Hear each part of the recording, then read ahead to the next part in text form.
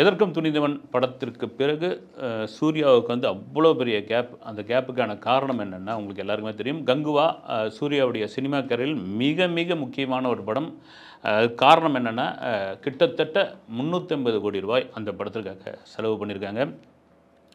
ஹாலிவுட்டை தாண்டிய ஒரு பிரமிப்பை அந்த படம் ஏற்படுத்தணுன்றதுக்காக வந்து பெரிய ஒரு பொருட்செலவு 38 மொழிகளில் அதை வந்து மொழிமாற்றம் செய்ய போகிறார்கள். அப்புறம் அதோட ப்ரொமோஷன்லாம் வேறு விதமாக ஆரம்பிக்க போகிறாங்க. ரிலீஸ் டேட்டும் கூட ஏறக்குறைய அறிவிச்சாச்சு வந்து அக்டோபர் 10ஆம் தேதி. இப்போ கங்குவா கூட வந்து வேட்டையன் போட்டிக்கு வருமா, விடாமுயற்சி வருமான்ற மாதிரியான விஷயங்கள்லாம் அவங்க 2 தரப்புலேருந்து இன்னும் வந்து அதற்கான அறிவிப்பு வரல.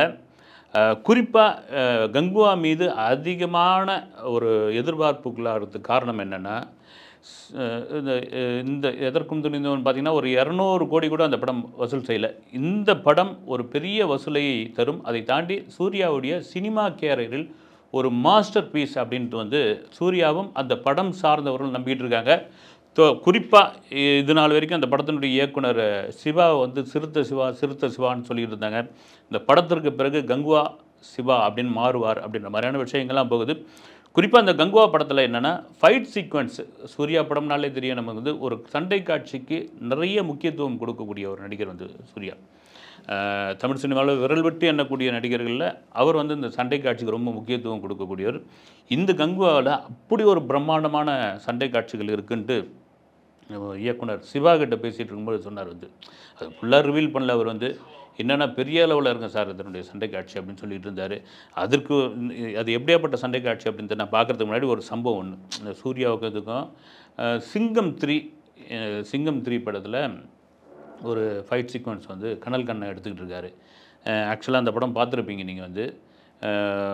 ஒரு வில்லன் வந்து தப்பிச்சு ஃப்ளைட்டில் ஏறிடுவார். ஆனால் சூர்யா அந்த ஏர்போர்ட்டுக்குள்ளே போய் அந்த ஓடுதளத்தில் போய் வண்டியை நிறுத்தி ஃப்ளைட்லேருந்து அந்த நபரை அரெஸ்ட் பண்ணி கூட்டு போவாப்பில். அவர் பேர் கூட பார்த்திங்கன்னா அனூப் சிங். அதுதான் வந்து அவருக்கு முதல் படம். அவர் மராட்டியத்தை சேர்ந்த ஒரு நாடக நடிகர். புனே தான் அவர் சொந்த ஊர். சினிமாவில் இதுதான் முதல் வாய்ப்பு வந்து. நல்லா சும்மா கட்டுமஸ்தானாக இருப்பாப்புல. அவர் அந்த வேனில் கொண்டு போகும்போது அவர் தப்பிச்சு காட்டுக்குள்ளே போவார். அந்த நேரம் சூர்யா போய் அவர் கூட ஃபைட் பண்ணுற மாதிரி ஒரு சீன் வந்து என்னென்னா ஒரு காட்சியில் வந்து சூர்யாவை அந்த அனூப் சிங் வந்து ஓடி வந்து உதைக்கணும். இப்போ பொதுவாக அந்த உதைக்கும் போது சர்றன்னு போவாங்க இல்லைங்களா, அதுக்கு பின்னாடி என்ன பண்ணுவாங்க, கேபிள் கட்டி வச்சுருப்பாங்க வந்து. இந்த கேபிளில் போட்டு இழுப்பாங்க. சூர்யா என்ன சொல்லியிருக்காரு கனல் கண்ணன் மாஸ்டர் எனக்கு வந்து கேபிள்லாம் எதுவும் கட்ட வேணாம், இது வந்து ரியலாகவே இருக்கட்டும் இந்த சீன் வந்து, அதனால் அப்படியே விட்டுருங்க அப்படின்னு. ஓகே, எல்லாம் வந்து ஃபைட்லாம் கம்போஸ் பண்ணிவிட்டு இப்போ அந்த நபர் வந்து அனூப் சிங் ஓடி வந்து சூர்யாவில் வந்து இந்த மேலே வந்து எட்டி உதைக்கணும். எட்டி உதனா ஆக்ஷன் சொல்கிறாரு. ஆக்ஷன் சொல்லும் பொழுது அந்த அனூப் சிங் தயங்கிட்டார். சூர்யா ரெடி ஆகிட்டார். கொஞ்ச நேரம் பொறுத்து அவருக்கு அப்போ தான் புரியுது அனூப் சிங் ரெடி ஆகிட்டார். சூர்யா வந்து கொஞ்சம் ரிலாக்ஸ் ஆகிட்டார். அந்த நேரம் பார்த்து உதச்சிட்டார். உதை வந்து பார்த்திங்கன்னா கிட்டத்தட்ட ஒரு 5 அடி எடுத்துகிட்டு போகுது அவரை அப்படின்னு. 5 அடி எடுத்து போனோன்னா யூனிட்டே கொஞ்சம் நேரம் பதறிச்சு. யூனிட் கத்துது. மாஸ்டருக்கு வந்து கனல்கன் மாஸ்டருக்கு ஐயோ போச்சுடா அப்படின்ட்டு. ஏன்னா அந்த அடியோடைய வேகம் அவங்களுக்கு தெரியும் வந்து. சர்றன்னு போய் இப்படி போய் நின்ன உடனே இந்த நபருக்கு வந்து இந்த புதுமுகத்துக்கு வந்து கை காலெலாம் உதற ஆரம்பிச்சுட்டு யூனிட் ஒரு பக்கம் கத்துது, யூனிட் ஒரு பக்கம் சைலண்ட்டாக மாறிடுது. சூர்யாவுடைய ரியாக்ஷன் என்னவாக இருக்குன்ட்டு எல்லாரும் ஒன்றுமே புரியல. ஆனால் விழுந்த அடி வந்து நல்லா தெரியுது. அப்படியே சமாளிச்சுன்னு கொஞ்ச நேரம் வந்து அந்த மூச்சு அப்படி இழுத்து விட்டுக்கிட்டு இதெல்லாம் பண்ணிக்கிட்டு அப்படி வந்து நேராக வந்து நின்னவர் வந்து இந்த நபர் அந்த அனூப் சிங் வந்து சாரி சார்ன்னு சொல்லும்போது ஒன்றும் இல்லை பிரதர் அப்படின்னு தோலில் அப்படியே கையை போட்டுக்கிட்டு சூர்யா வந்து கொஞ்சம் வலி இருக்குது. டக்குன்னு அதுக்குள்ளே அந்த ஸ்ப்ரேலாம் கொண்டு வந்து இந்த பெயின் கில்லர் இதெல்லாம் அடிச்சது. ஒன்றும் இல்லை ஓகேன்னா அவர் தோல் மேல் கை போட்டுட்டு இதை கொஞ்சம் பார்த்து பண்ணக்கூடாதா, டைமிங் மிஸ் ஆகிடுச்சு எல்லாம் சொல்லும்போது கனல் கண்ணனுக்கே கொஞ்சம் ஷாக் ஆகி போச்சான். ஏன்னா அந்த இடத்தில் வேற ஒரு ஹீரோ இல்லைனா வேறு யாரோ நானே இருந்தேன்னா கூட வேறு மாதிரி டென்ஷன் ஆகியிருப்பேன். இந்த இடத்துல வந்து ஸ்டண்ட் மாஸ்டரும் வந்து அந்த புதுமுகத்தை திட்டல. எல்லாம் சரி அடுத்த காட்சி எடுக்கலான்னு இல்லை பேக்கப் பண்ணிடலாம் சார், கொஞ்சம் பலமாக இருக்குது அடி அப்படின்னா இல்லை மாஸ்டர் எடுத்துடலாம், இந்த காட்சி எடுத்தாச்சு. அடுத்த முறை அவர் வந்து கரெக்டாக பண்ணிட்டார். அந்த நம்பர் பண்ணியாச்சு, இதெல்லாம் முடிஞ்சாச்சு. போயிட்டு ஹோட்டல் ரூமில் தங்கிட்டு இருக்கும் பொழுது இவர் மாஸ்டர் போய் பார்த்துருக்காரு. சூர்யாவை பார்த்தோன்னே அவர் எழுந்து வந்துட்டார். சார் எப்படி கொஞ்சம் கூட நீங்கள் கோவப்படலை, அந்த அந்த நடிகர் உதைச்சதுக்கு உங்களுக்கு கண்டிப்பாக பயங்கரமாக அடி விழுந்திருக்கும், விழுந்தது அந்த இடத்துல. ஆனால் அந்த இடத்துல வந்து துளி கூட கோவப்படாமல் அப்படியே இயல்பாக வந்து அவர் மேலே கை போட்டிங்க அப்படின்னா, அதுக்கு மாஸ்டர் 2 விஷயம் அப்படின்னாப்லையா சூர்யா வந்து. ஒரு விஷயம், நான் நடித்த முதல் படம் நேருக்கு நேர். அந்த படம் எல்லாருக்குமே தெரியும் வந்து வசந்த் டைரக்ஷனில் சூர்யாவுடைய முதல் படம் வந்து. சூர்யா நடிக்க மாட்டேன், இல்லைன்னா அவங்க அப்பா ஒத்துக்கவே இல்லை சிவகுமார். ஆனால் வந்து வசந்த் ரொம்ப வற்புறுத்தி வசந்தை தாண்டி அந்த படத்தில் அசோசியேட் டைரக்டராக இருந்த இயக்குனர் மணிபாரதி, அவர் வந்து பத்திரிகையாளரும் கூட, நாகை பொன்னின்ற பேரில் வந்து அப்போது சினிமா பத்திரிகைகள் ஜெமினி சினிமாலாம் எழுதிட்டு இருந்தார். அவர் போய் சிவகுமார் சார்கிட்ட பேசி, சார் ஓகே சார் நடிக்க வைங்க சார் வசந்த் டைரக்ஷன் சொன்ன வந்தவன். இதில் வந்து ஒரு காட்சி எடுக்கும் பொழுது, அதாவது இதே போல் தான் விஜயை வந்து உதைக்கணும் சூர்யா. அப்போ டைமிங் மிஸ் ஆகி விஜய் வந்து நிஜமாகவே ஓங்கி வச்சுட்டார்.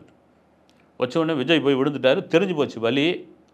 அவர் விஜய் இதே போல் தான் கோவப்படவே இல்லை வந்து. சூர்யாவும் விஜயும் ஒரு நண்பர்கள் அந்த காலகட்டங்களில்.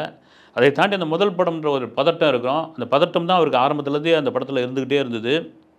அப்புறம் வந்து சாரி நண்பா சாரி நண்பன் ஒன்று இட்ஸ் ஓகே ஒன்றும் பிரச்சனை இல்லை அப்படின்னு சொன்னால், அப்போ வசந்த் தான் கொஞ்சம் டென்ஷன் ஆகி கத்திட்டு இருக்கிறாரு.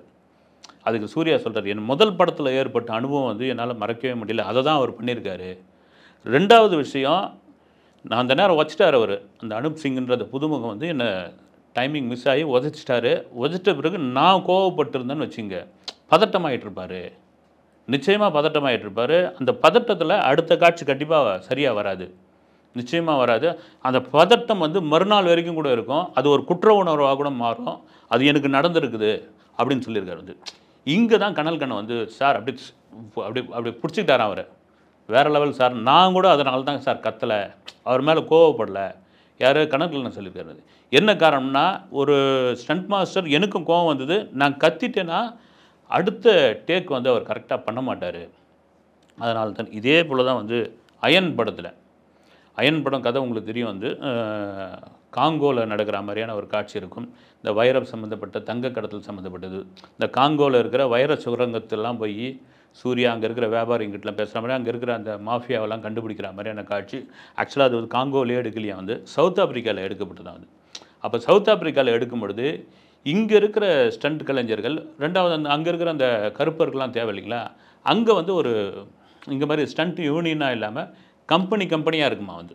அது வந்து ஒவ்வொரு கம்பெனி ஒவ்வொரு கொட்டேஷன் கொடுப்பாங்களாம். எத்தனை நாள் ஷூட்டிங்கு, எந்த மாதிரி வேணும், எவ்வளோ ஆட்கள் வேணும் உங்களுக்கு, எந்த மாதிரியான எக்யூப்மெண்ட் உங்களுக்கு வேணும், இதெல்லாம் சொல்லிட்டோம்னா ஒரு கொட்டேஷன் கொடுப்பாங்க. அந்த கொட்டேஷனில் யார் கம்மியாக கோட் பண்ணியிருக்காங்களோ அவங்கள வச்சு அந்த காட்சி எடுப்பாங்க. அப்படி எடுக்கும் பொழுது அவங்க அந்த யூஸ் பண்ண அந்த ரோப்பு, அந்த பெட்டு, இதெல்லாம் பார்த்திங்கன்னா ஹாலிவுட்லேருந்து வரவழைச்சிருக்காங்க வந்து. அது சூர்யா பார்த்துட்டு என்ன பண்ணியிருக்காரு, அதனுடைய தொடர்ச்சியை வந்து சென்னையில் எடுத்திருக்காங்க. சென்னையில் எடுக்கும் பொழுது தன்னுடைய சொந்த செலவில் அது மொத்தத்தையும் வந்து வாங்கிட்டு வந்து கொடுத்துருக்காப்புல கனல் கண்ணன்கிட்ட. வாங்கிட்டு வந்து கொடுத்து, மாஸ்டர் இதே வசதியோடு நீங்கள் எடுங்க அப்படின்னு சொன்னது வந்து. இப்போ சமீபத்தில் கூட பார்த்திங்கன்னா கார்த்தியோடைய சர்தார் 2ல் ஒரு ஸ்டண்ட் கலைஞர் மேலேருந்து தவறி 20 அடி உயரத்துலேருந்து விழுந்துட்டார். அது கூட ஒரு பெரிய வருத்தமான செய்தி. அது கூட நான் வீடியோ பேசியிருந்தேன். ஏன்னா சூர்யா இவ்வளோ முக்கியத்துவம் தர ஒருத்தர் வந்து என்ன சண்டை காட்சிக்கு. சரி, இப்போ கங்குவாவுக்குள்ளே வருவோம். கங்குவா எந்த மாதிரியான ஒரு சண்டை காட்சி இருக்கும் அப்படின்ட்டு பேசியிருக்கும்போது சுப்ரீம் சுந்தர் தான் அதனுடைய மாஸ்டர் வந்து.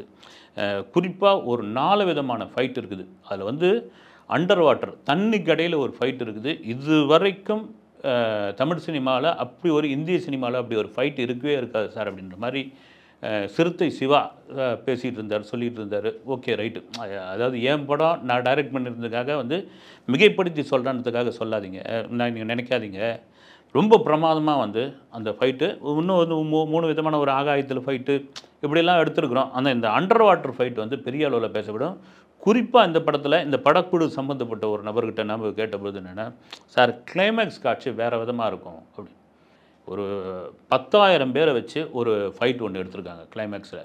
ஆக்சுவலாக என்ன முடிவு பண்ணாங்கன்னா, முதல்ல 10,000 பேர் வச்சு எடுக்கிறது சாதாரண விஷயம் கிடையாது வந்து. அதுவும் பார்த்திங்கன்னா இந்த காட்டுக்குள்ளே அநேகமாக வந்து கொடைக்கானல் காட்டில் எடுத்தாங்களா எங்கன்னு தெரியல வந்து, மேபி அதை சொல்லலை வந்து. இந்த காட்டுக்குள்ளே அந்த கெட்டப்பில் ஒரு மாதிரி அந்த ஆதிவாசிகள் மாதிரியான ஒரு இதில் வந்து இவ்வளோ பேருக்கு அந்த காஸ்டியூம் கொடுத்து கொண்டு வந்து அந்த 10,000 பேரை அரேஞ்ச் பண்ணுறதுக்குள்ளே பெரும்பாடாயிடும். முதல்ல அதை சீஜில் எடுக்கலான்னு தான் முடிவு பண்ணியிருக்காங்க வந்து. சீஜில் சும்மா ஒரு அட்மாஸ்பியருக்கு வந்து அப்படி முன்னாடி வந்து ஒரு 10-15 பேரை நிற்க வச்சுட்டு, அதுக்கப்புறம் வந்து கட் அண்ட் பேஸ்ட் பண்ணி அந்த ஆட்கள் வந்து பின்னாடி பிரம்மாண்டமாக காட்டுற ஒரு விஷயம். சூர்யா தான் அதை மறுத்துட்டாராம். இவ்வளோ செலவு பண்ணியாச்சு, இந்த படத்து மேலே இவ்வளோ இதுவாகிடுச்சு. ஆரம்பத்தில் அந்த படத்துக்கு வந்து சிஜிலாம் சரியில்லைன்ற மாதிரியான ஒரு விமர்சனங்கள்லாம் வந்தது. முதல்ல ஒரு கிளிம்ஸ் வீடியோ வந்தப்போ பார்த்தீங்கன்னா நிறைய ட்ரோல் பண்ணாங்க. அதுக்கப்புறம் சிஜி வந்து டோட்டலாக மாற்றி அந்த டீம் உட்காந்து இவ்வளோ கால இடைவேளைக்கு காரணம் அது கூட சொல்கிறாங்க. இந்த 10,000 பேரை வச்சு எடுத்த இந்த சன் சீக்வன்ஸ் தான் வந்து பெரிய அளவில் பேசப்படும் அப்படின்றது வந்து கங்குவா டீமுடைய மிகப்பெரிய நம்பிக்கை. ஓகே, அக்டோபர் 10 அதுக்கு இடையில் பார்த்தீங்கன்னா 23ஆம் தேதி ஒரு ஃபயர் சாங் ஒன்று விடுறாங்களாம். வந்து உண்மையிலே சூர்யாவுடைய கேரியரில் ஒரு பிரம்மாண்டமான படமாகவும் தமிழ் சினிமாவுக்கு ஒரு பெருமை சேர்க்கக்கூடிய ஒரு படமாகவும் இருக்கட்டும். அதை தான் நம்ம எதிர்பார்த்துருக்கோம். உண்மையாக வந்து சிறுத்தை சிவா வந்து ஒரு கமர்ஷியல் டைரக்டர், ஒரு மசாலா டைரக்டரு. அவருக்கு இதை தான் எடுக்க தெரியும். அவர் விட்டு அஜித்துக்கு அப்புறம் அண்ணாத்த ரஜினி வச்சு பண்ணார். வேறு எந்த ஆர்டிஸ்ட் கூடயும் அவருக்கு வந்து பண்ணுறதுக்கான இது இல்லை. ஏற்கனவே சிறுத்தை பண்ணியிருக்காது, ரீமேக் படம்னா கூட இந்த படம் சிறுத்தை சிவாவுக்கு உண்மையிலே அடுத்து கங்குவா சிவாவாக மாறட்டும். பொறுத்திருந்து பார்ப்போம். நன்றி.